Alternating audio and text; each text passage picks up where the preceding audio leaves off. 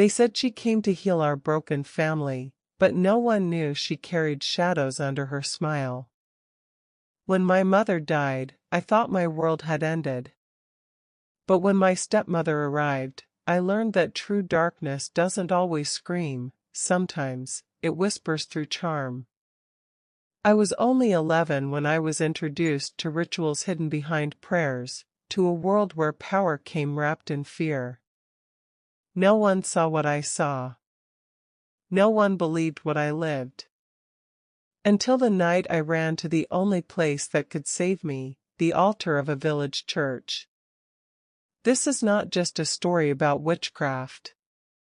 It's a story about spiritual deception, a father's blindness, a child's hidden cry, and the unseen battle between darkness and light. It's a warning, a testimony, a call to every family. Before you trust a smile, listen to the shadows it hides. Story time. The shadows my stepmother cast. I was only 11 when my life changed forever. Not with a loud bang, but with a whisper, the kind that curls around your neck like smoke and settles deep in your spirit before you even know it's there. My stepmother, Mama Leke, came into our lives with the grace of a dove and the smile of a savior. My father had been drowning in sorrow since my mother died. When Mama Leke arrived, he saw her as the rope that pulled him out of his grief. But I would later learn she was a rope of a different kind, one meant for binding. She was beautiful. Too beautiful. Her voice was soft, always laced with kindness, but it never matched the coldness in her eyes. And that was the first lesson life taught me: not everyone who smiles at you is your friend. At first, she won me with sweet treats and praises. "You're special," she would whisper, "different from the rest." I believed her. I craved the warmth she offered. But her words were bait, and I, just a grieving child, was hungry for love. She began taking me to her special gatherings at night. She said it was just prayer. But I should have known, prayers that required cutting your finger and mixing blood with herbs weren't prayers at all. The women wore red cloths. They chanted under the moon, eyes rolling, fire dancing. I watched in silence, fear locked in my throat. She told me to keep it secret. "This is your inheritance," she said, "the power your mother never gave you." I didn't know better. I thought I was becoming strong. But strength doesn't haunt your dreams. Strength doesn't make you feel like your soul is shrinking. I began losing weight. I became withdrawn. My grades dropped. My friends disappeared. I would wake in the night with voices screaming in my ears, things moving in my room, shadows that followed me even in daylight.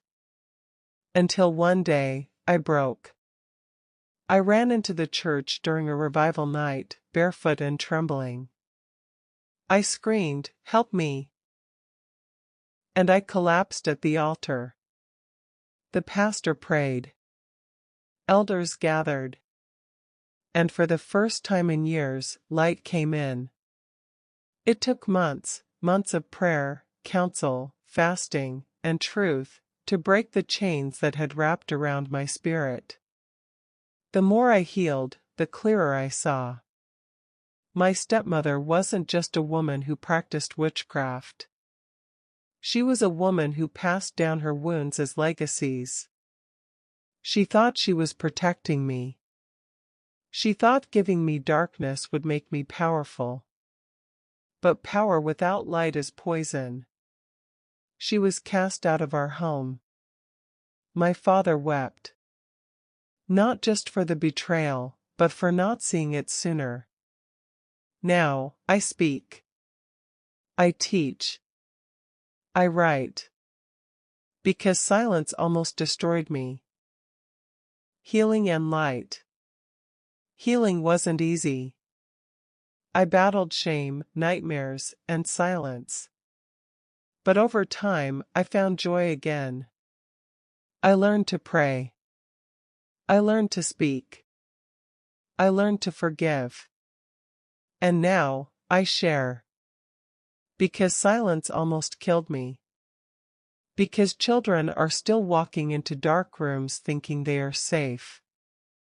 Final reflection, a letter to every family. To every child. If someone gives you fear and calls it love, run. If anyone makes you swear silence about something that feels wrong, tell. If your dreams begin to feel like cages, cry for help. Someone will hear. To every parent. Do not be too busy to see your child. Check behind the smiles. Ask hard questions. Love loudly.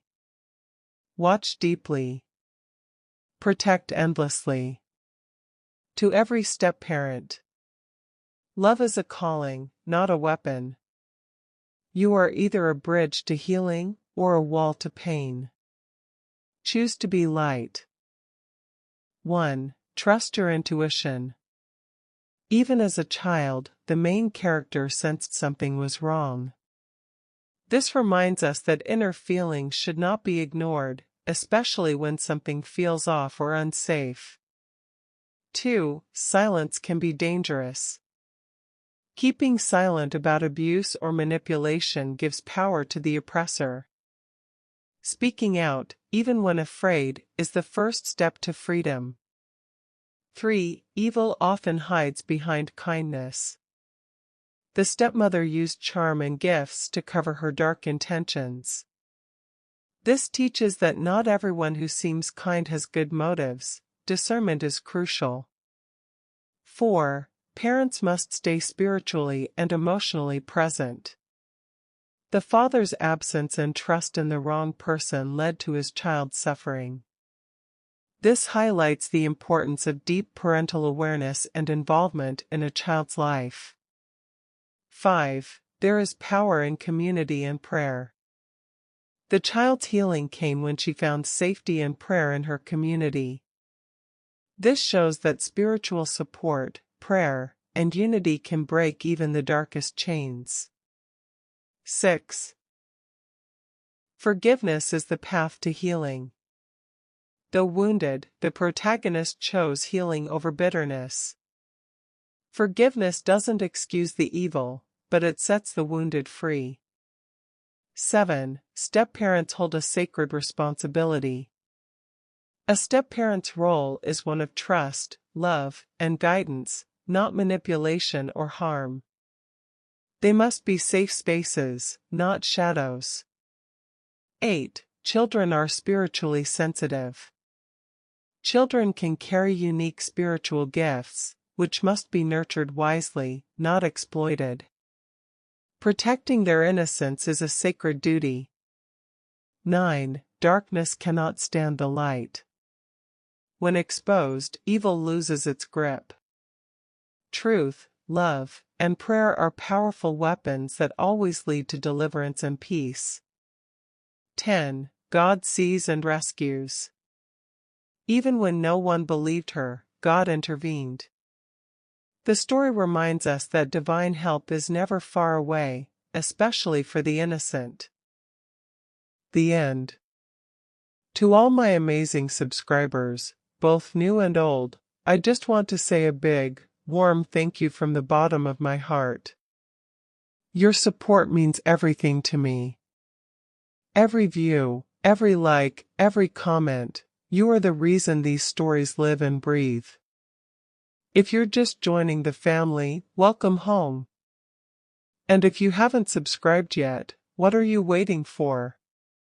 Hit that subscribe button, give this video a thumbs up, drop a comment to share your thoughts, and please share this story with someone you love, because stories like these are meant to be felt, remembered, and passed on. Let's keep growing together, one powerful story at a time.